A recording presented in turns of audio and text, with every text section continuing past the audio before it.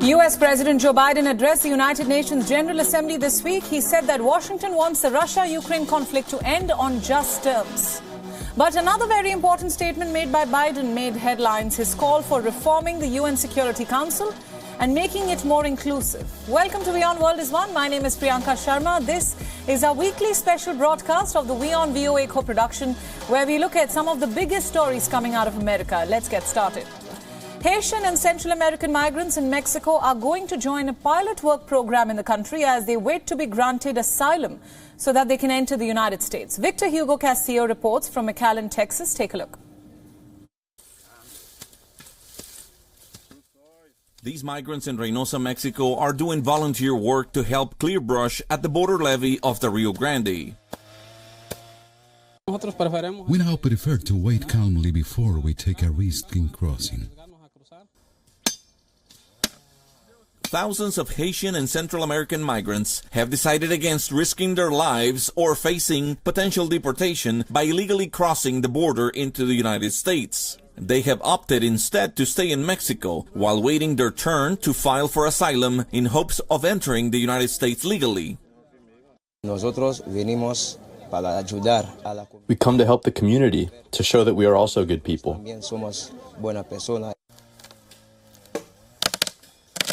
While they patiently wait in Mexico, these migrants perform volunteer work through a temporary pilot program established by the Reynosa municipal government. The program allocates financial assistance to the Senda de Vida migrant shelter. In turn, the nonprofit, whose name means Path of Life in English, provides food and aid to the migrants accepted into the shelter. The process was approved with resources of about $10.5 million to be distributed for them to use as they deem appropriate. This bus driver says 52 people are on board. It's one of many daily trips transporting migrants ready and anxious to present their case to an immigration officer at Hidalgo, Texas port of entry. The legal process starts from the moment they arrive here at Senda de Vida in Reynosa, Tamaulipas. They do their registration. We take their data, their name, where they come from, how many are in their family. Among the many migrants on this day are a Russian and a Chechen family, two of many who hope they are about to pursue a better future in the United States. Senda de Vida has lawyers who provide their services for free, helping these migrants here in Reynosa with the whole process. There are also other organizations that help. I want volunteer work. I want asylum for the United States. Victor Hugo Castillo, VOA News, McAllen, Texas. Voice of America's Jessica Stone now joins us live again with analysis from Washington, D.C. Jessica, welcome to this broadcast. Now, you're seeing migrants bus from Texas to Washington, D.C. right outside the home of the Vice President. Tell us more about that. Yeah, it's a pretty jarring image to see these folks with just the backpacks on their backs be dropped off by bus right in front of the Naval Observatory where Vice President Kamala Harris lives. And it's really a residential area, so there's not a bus stop, there's not a lot of services. And we know that Governor Greg Abbott from Texas has sent at least 100 migrants to Washington, D.C. A total of some 9,000 between Washington, D.C., Chicago, and New York have been relocated from Texas, from Florida, from Arizona.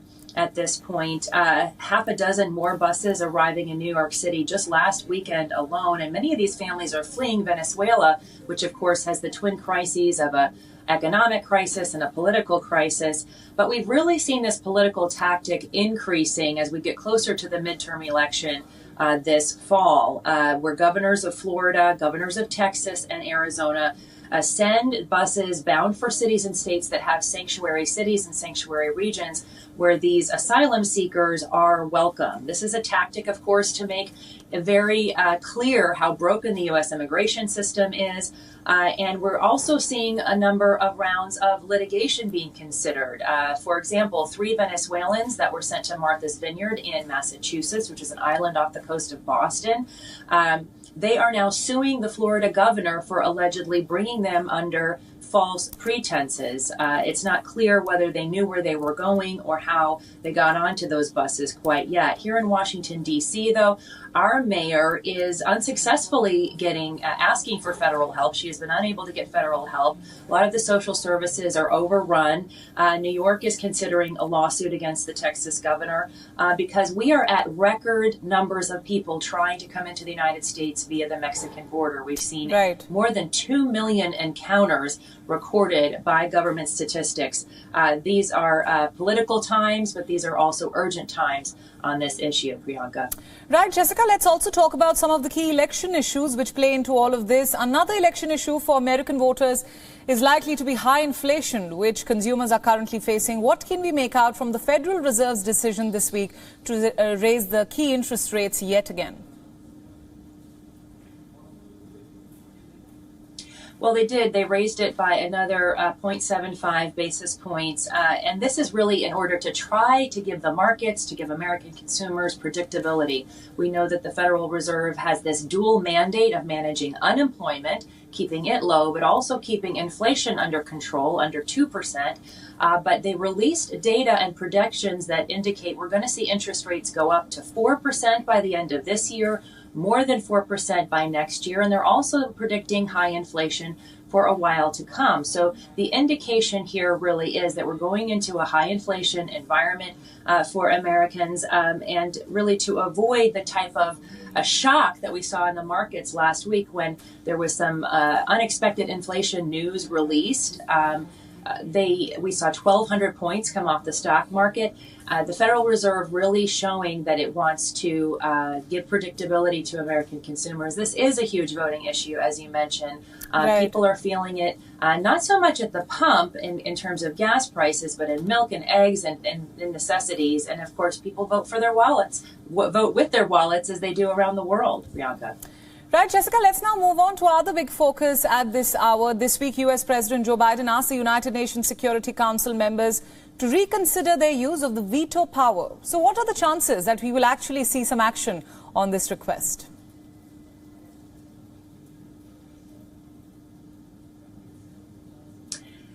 Pretty low, really, because, of course, Russia has complete control over whether it advances its veto. It's going to have to take its it will likely use its veto, and certainly has used its veto for any kind of disciplinary action at the United Nations that the United Nations has attempted to take. And the United States has a history of using the veto. The Chinese on the Security Council have a history of using the veto. So there's very low probability that that will be changed.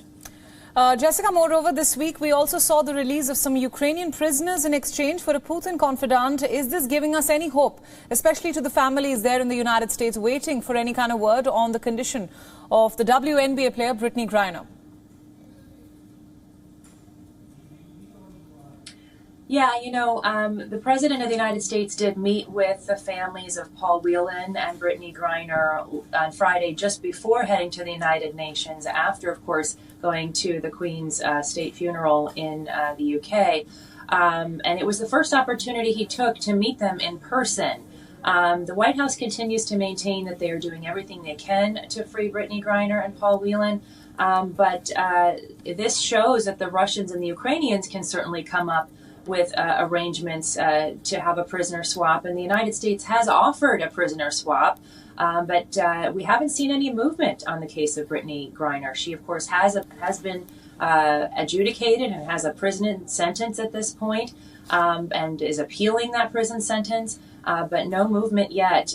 This does indicate, as I said, though, that Russia is open to some negotiation. They have made clear that they don't want to do these negotiations in public, and so there may be more than meets the eye going on behind the scenes than we know about here in the media or in the public. Right, Jessica Stone, thank you so much for all those insights, and thanks for joining us on this special broadcast from Washington.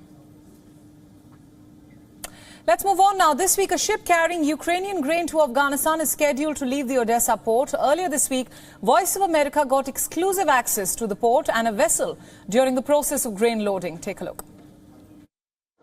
This vessel is loading grain aimed for Afghanistan. Since August 1st, every week ships are coming to the port in Odesa to take Ukrainian grain to the countries in need via grain corridor. Ukraine has exported over 4 million tons of grain since signing an agreement to allow grain export to restart after Russian invasion on February 24th. Ukrainian Minister of Infrastructure told VOA that Somalia, Ethiopia, Kenya among countries that are getting Ukrainian food. Does it mean that World Food Program and this agreement is working? Yes, you're absolutely right. World Food Program, like we have separate relationship with United Nations and World Food Program. Almost each week we load in 1-2 vessels, which is going to Somalia, to Ethiopia, Kenya and other African countries which are suffering now because you know that according to statistics of United Nations, almost 70 million people now they feel lack of food and there is a huge risk for these countries. Is Russia fulfilling her part of the agreement? We don't know, we just receiving information from media. They always complain that agreement is not working. But what we know from, according to our statistics, they export in #1 destination for Russian Federation of export of the agricultural products is Iran. Before the war, Ukraine was the major exporter of grain and other agricultural products to the world. UN projections show that because of the war, up to 181 million people in 41 countries could face a food crisis or even outright famine. Ukrainian officials are asking international community to help to stop the war, for Ukraine to restart normal life and help to battle hunger in developing countries. VOA News, Myroslava, Gongadze, Odesa. WION World is now available in your country. Download the app now and get all the news updates on the move.